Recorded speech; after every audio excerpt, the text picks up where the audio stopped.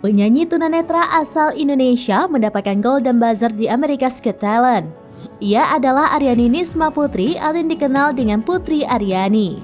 Penampilan penyanyi Indonesia Aryani Nisma Putri di ajang kompetisi America's Got Talent berhasil memukau dewan juri dan bahkan penonton. Suara emas penyanyi kelahiran Kabupaten Kampar bahkan membuat Simon Cowell langsung menghampiri Putri saat ia selesai bernyanyi ke panggung. Di panggung America's Got Talent Season 18 ini, Putri, begitu ia akrab disapa, menyanyikan lagunya sendiri yang berjudul Loneliness sambil memainkan piano.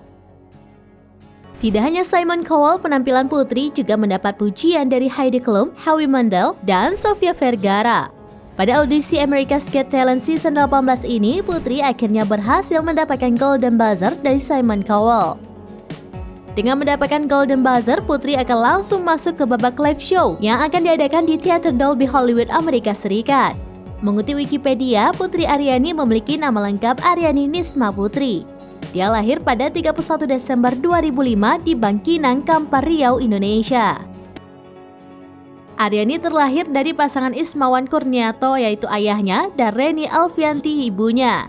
Penyanyi pop solo tunanetra ini mulai dikenal semenjak mengikuti kompetisi Indonesia's Got Talent 2014 dan berhasil meraih posisi sebagai pemenang.